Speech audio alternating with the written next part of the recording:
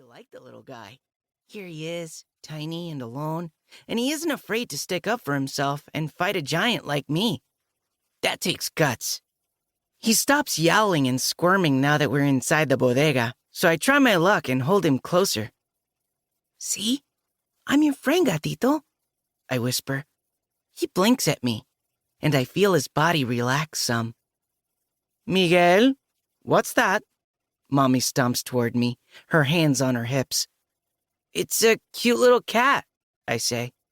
Can we keep him, Mommy? Please, please, please, please, please. Mommy shakes her head. You know what we said. Pets are too much trouble. No, you said dogs are too much trouble. This is a cat. Mommy squints and folds her arms across her chest. I keep talking before she can absolutely say no. Cats don't need to be walked, and they bathe themselves. Plus, every bodega needs a cat. What does every bodega need? Papi walks out of the storeroom wheeling a crate of rice. Miguel wants to keep this stray cat. The poor thing is shivering, Papi's Uncle Diego says from his chair by the window. And so skinny, pobrecito. I know, Tío Diego, Papi says. But it probably has fleas. The kitty tenses up in my arms. We can get rid of fleas, right, Tío Diego? I say. My parents will surely listen to him. But he just shrugs. I'm on my own here. I saw something online about how to remove fleas.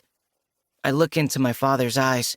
Please, Papi, he can be my Christmas present. My parents glance at each other and wrinkle their eyebrows like mirrored robots. The two of them can communicate without even speaking. That's how well they understand each other. But me? They don't get me at all. Christmas was 2 days ago, Mommy says. And you got plenty of presents, Papi says. Not anything I wanted, I mutter under my breath.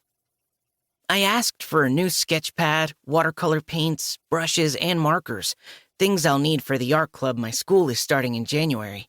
The art club my parents don't know about yet.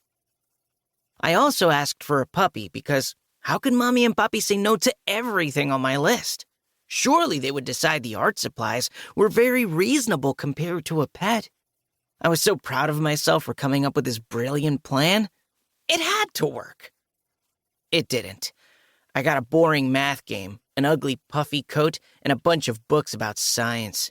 Because, my parents said, art is a waste of time. Don't they understand that there's a whole world out there waiting to be explored, and that art helps people learn about that world? Nope, they do not. So here I am, stuck in this boring bodega, stocking shelves, sweeping the floor, listening to Tío Diego's same old stories every single day. You wouldn't really throw this sweet kitty out into the freezing cold, would you, Mommy? Would you, Papi? I hold the cat up to them, glad he's put away his murder claws and is showing them his cute little face. Oh, let the boy keep the cat, Tío Diego says. The door chimes tinkle, and Señor Norberto walks in. Sorry I'm late picking up Don Diego, he says.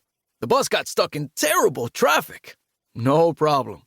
Papi pats Señor Norberto on the back, flips over the closed sign, and locks the door. What do you think, Norberto? Tío Diego asks. Doesn't Miguel need a pet? Especially since the poor child doesn't have any siblings. Señor Norberto peels off his Yankees cap and points it at Papi. A cat will keep the disgusting mice away, he says with a shudder. Well, Papi looks at Mommy. Maybe it can stay for a night, and we'll see how things go. Mommy nods. Only if we get rid of the fleas. Chapter 3. Loner Cat. Uh-oh. I've heard the word fleas before. It makes humans turn up their noses and shove me out the door.